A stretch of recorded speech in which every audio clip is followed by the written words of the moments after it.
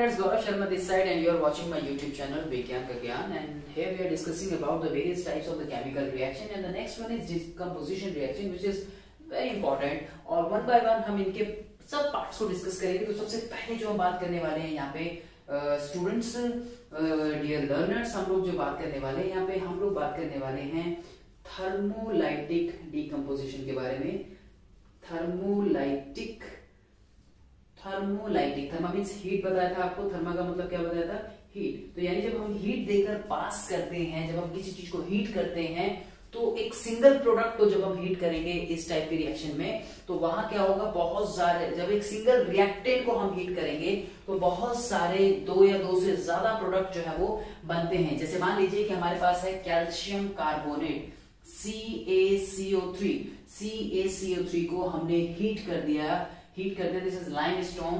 तो यहाँ क्या बनेगा? यहाँ बनेगा हमारे पास कैल्शियम ऑक्साइड और कार्बोनेट है. तो हमेशा जब भी कार्बोनेट हो आपके पास रिएक्टेंट के अंदर, तो यहाँ से CO2 ही रिलीज होगी. तो देखिए, आप देख सकते हैं रिएक्शन अपने बोर्ड के ऊपर कि जब हमने कैल्शियम कार्बोनेट को यानी लाइमस्टोन को हमने हीट किया, जब हमने उसको स्ट्रांगली हीट किया, तो हमें क्या मिला? हमें मिला लाइम, हमें मिला कैल्शियम ऑक्साइड, हमें मिला कार्बन डाइऑक्साइड.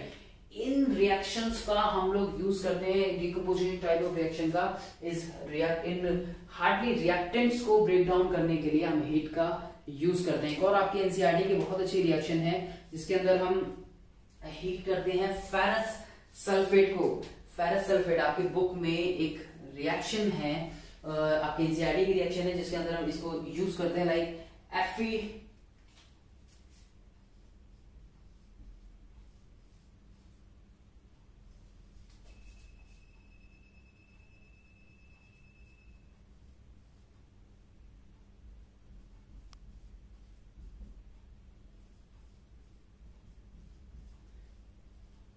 गैसेस जो एरो ऊपर की तरफ आता है, इनमें हम क्या करते हैं, इसका मतलब है कि ये गैसेस यहाँ पर रिलीज हो रही हैं. तो आप देख सकते हैं यहाँ पर ये Fe2 नहीं, सॉरी, ये FeSO4 Fe2 which gives us Fe2SO4 plus SO2.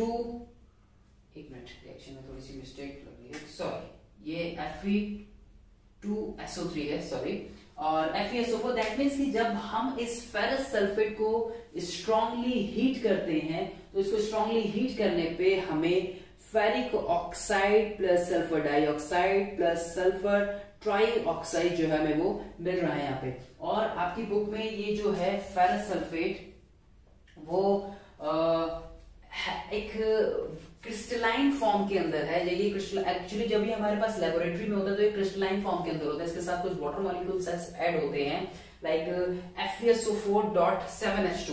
इस तरीके से होता है इसका फॉर्मूला, FeSO4.7H2O. ये 7H2 मतलब वाटर ऑफ क्रिस्टलाइजेशन, जो वाटर मॉलिक्यूल्स इसके साथ प्रेजेंट है. जब लेबोरेटरी में आपको मिलेगा तो इस फॉर्म में मिलेगा, और जब हम इसको हीट करेंगे तो यहाँ से ये जो मॉलिक्यूल्स हैं वो इवेपोरेट हो जाएंगे, वो खत्म हो जाएंगे. तो ये बहुत इंपॉर्टेंट रिएक्शन है ये भी, राइट. इनका जो कलर है, ये FeSO4 का जो कलर आपको मिलेगा लेबोरेटरी में जब आप देखेंगे, तो ये आपको ग्रीन कलर के अंदर मिलेगा, और जो यहाँ जो कलर फॉर्म होता है Fe2SO4 का, वो हमें ब्राउन कलर के अंदर मिलेगा, राइट. तो ये अक्सर इस टाइप की रिएक्शंस का हम लोग लेबोरेटरी के अंदर ऑक्सीजन गैस को बनाने में भी यूज करते हैं. एक और आपकी एनसीईआरटी की रिएक्शन है लेड नाइट्रेट.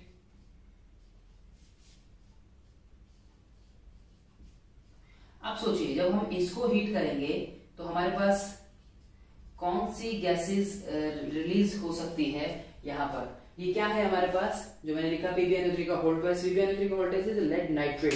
और जब यहां से हम इसको हीट करेंगे तो हमारे पास कौन कौन सी गैसेस निकल सकती हैं. सबसे पहले जो मुझे नाइट्रोजन रिलीज होती हुई दिख रही है, और ऑक्सीजन भी रिलीज होती हुई दिख रही है.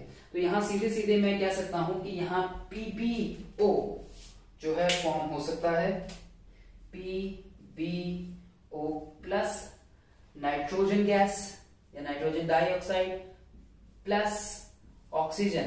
इस टाइप की जो ये जो रिएक्शंस होती हैं हमारी, ये रिएक्शंस जो लेबोरेटरी पर्पस में हम यूज करते हैं, लैब्स में यूज करते हैं, इनमें ऑक्सीजन गैस के फॉर्मेशन के लिए भी इनका यूज किया जाता है. तो ये क्या है हमारे पास, लेड नाइट्रेट है यहाँ रिएक्टेंट साइड। लेड नाइट्रेट को जब हम स्ट्रांगली हीट कर रहे हैं, हाँ इस एक चीज और, ये जो है यहाँ ये कलरलेस होता है, ध्यान रखिएगा, ये कलरलेस होता है, व्हाइट भी बोल देते हैं कई बार, ये वैसे कलरलेस ही होता है ये।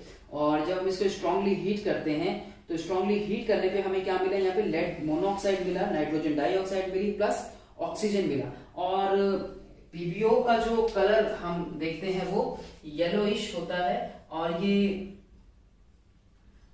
ब्राउन कलर की गैस जो है फ्यूम्स के साथ जो है वो रिलीज होती है, ब्राउन गैस। और इन रिएक्शंस का यूज हम केमिकल यानी लैबोरेटरी के अंदर ऑक्सीजन को फॉर्मेशन के लिए करते हैं। This is very important reaction. और ये तीन कुछ टाइप है थर्मोलाइटिक डिकम्पोजिशन के। आगे देखते हैं हम इसमें और रिएक्शंस को। जो नेक्स्ट पार्ट है इसको नोट करिएगा, इनके कलर्स को ध्यान से देखिएगा, क्योंकि जब एक्स वाई जेड की फॉर्म में जो क्वेश्चन फ्रेम होते हैं उनमें ये कलर्स के साथ इन क्वेश्चंस को पूछा जाता है। तो बोर्ड के एग्जाम्स के पॉइंट ऑफ व्यू से काफी इंपॉर्टेंट होती हैं ये रिएक्शन सारी इसकी। दूसरी जो हम आगे चलते हैं इसमें नेक्स्ट जो हम बात करेंगे वो बात करेंगे हम किसकी, इलेक्ट्रोलाइटिक डिकम्पोजिशन के बारे में। सो इलेक्ट्रोलाइटिक डिकम्पोजिशन इसका दूसरा टाइप है, इलेक्ट्रोलाइटिक। इलेक्ट्रो मीन्स चार्ज देकर जब हम रिएक्शन कराते हैं तो सेपरेट आउट करते हैं डिफरेंट टाइप के एलिमेंट्स को। अब सपोज मान लीजिए हमारे पास एक बीकर है, उसको हमने एनोड और कैथोड लगाया, दो रॉड ली, इलेक्ट्रोड्स ली, और नीचे बैटरी से कनेक्ट किया हमने उसको, और उसके बाद उनका किस तरीके से ब्रेकडाउन होगा। तो सपोज H2O है हमारे पास, और जब हमने इसको चार्ज पास किया, जब इलेक्ट्रिसिटी पास की, तो इलेक्ट्रिसिटी पास करने पे क्या होगा, यहाँ से हाइड्रोजन अलग हो जाएगा और ऑक्सीजन जो है वो अलग हो जाएगा, राइट। तो ऐसी कंडीशन में क्या होगा, यहाँ दो एंड होंगे, एक होगा एनोड और दूसरा होगा यहाँ कैथोड। तो एनोड और कैथोड में जो ऑक्सीजन के ऊपर चार्ज होता है, ऑक्सीजन के ऊपर आप वैलेंसी जानते हैं इसकी, तो ऑक्सीजन के ऊपर नेगेटिव चार्ज होगा, तो नेगेटिव वाला कहाँ पे जाएगा, एनोड के ऊपर कैसा चार्ज होगा, एनोड पे हम कैसा चार्ज देखते हैं, एनोड के ऊपर जब हम देखेंगे तो यहाँ ये पॉजिटिव और नेगेटिव चार्ज को जो है शो करेगा।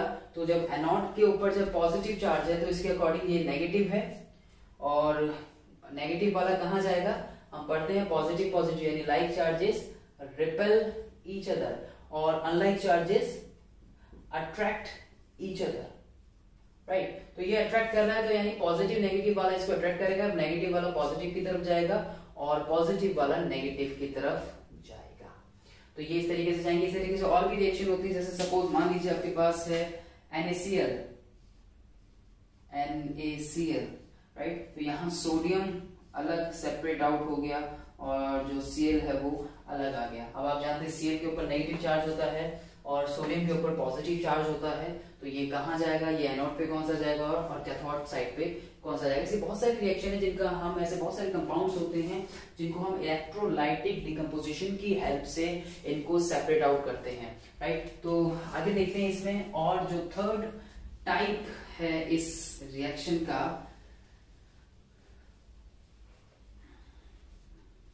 वो कौन सा है हमारा, वो नेक्स्ट जो हम इसमें बात करेंगे, हम बात करेंगे फोटोलाइटिक डिकम्पोजिशन के बारे में। तो फोटोलाइटिक डिकम्पोजिशन में हम लोग क्या देखते हैं, फोटोलाइटिक डिकम्पोजिशन, और फोटो मींस यानी लाइट की प्रेजेंस में डिकम्पोजिशन करना, लाइट की प्रेजेंस में डिकम्पोजिशन करना। तो एक एग्जांपल है, जैसे सपोज AgCl, जब यहाँ लाइट पास की तो लाइट पास करने पे यहाँ Ag प्लस Cl2, जरा रिएक्शन देखिए ध्यान से। तो AgCl यानी सिल्वर क्लोराइड AgCl और Ag प्लस Cl2, हाँ अनबैलेंस्ड है, अभी बिल्कुल अनबैलेंस्ड है। तो आप यही सोच रहे होंगे कि सर ने बैलेंस नहीं लिखी, बिल्कुल अनबैलेंस्ड है। अभी सिर्फ दिखाने के लिए आपको, तो AgCl plus AgCl which gives Ag plus Cl2। तो यहां जब आप देखते हैं इसमें कि इनका जो कलर होता है AgCl का, ये आपको व्हाइट मिलेगा,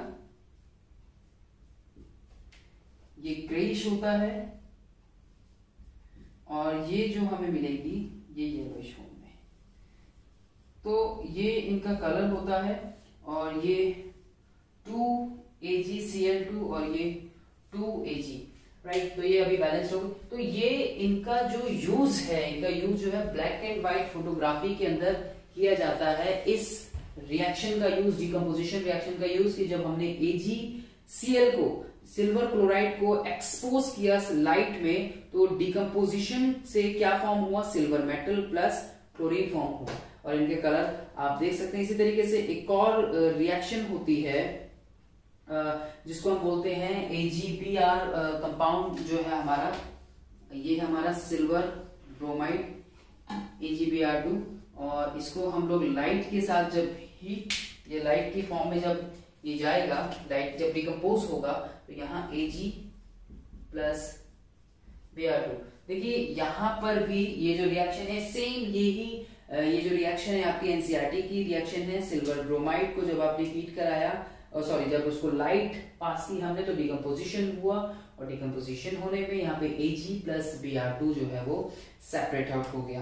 तो इनके ये जो है यहाँ पे हमारा जो AgBr है, वो आपका जो कलर आता है उसका वो पेल येलो कलर हम इसका कह सकते हैं, पेल येलो, और Ag का कलर ग्रे ही है, राइट। और Br2 का जो कलर फॉर्म होता है वो रेड ब्राउन की फॉर्म में हमें देखा जा सकता है इजीली। तो ये जो रिएक्शन है इनका यूज जो होता है वो ब्लैक एंड व्हाइट फोटोग्राफी के अंदर इनका इस्तेमाल किया जाता है। ब्लैक एंड व्हाइट फोटोग्राफी में हम इसका यूज देखते हैं। तो ये भी बड़ी इंपॉर्टेंट रिएक्शन है, इनका यूज पूछा जाता है सिर्फ कि इसका यूज कैसे, यूज कहाँ होता है। तो ब्रेक डाउन किया इसमें हमने। तो decomposition reaction is a very important reaction, और इसके तीनों टाइप ही बहुत इंपॉर्टेंट है। आई होप कि आपको इसके तीनों टाइप समझ आए हो। इन रिएक्शंस की प्रैक्टिस करें, इनके स्पेशली कलर्स का भी ध्यान रखें आप कि कौन सा कलर किसका है, और इनकी प्रैक्टिस अच्छे से करें। इनके और टाइप्स, इनके और रिएक्शंस के आप इसमें पार्ट्स जरूर, इनकी रिएक्शंस देखिए अपनी एनसीईआरटी की टेक्स्ट बुक में, जितने भी जो पीछे के क्वेश्चंस हैं इनसे रिलेटेड उनको सॉल्व करें। आई होप कि आपका डाउट डिकम्पोजिशन रिएक्शन को लेकर क्लियर हुआ हो। Thank you so much.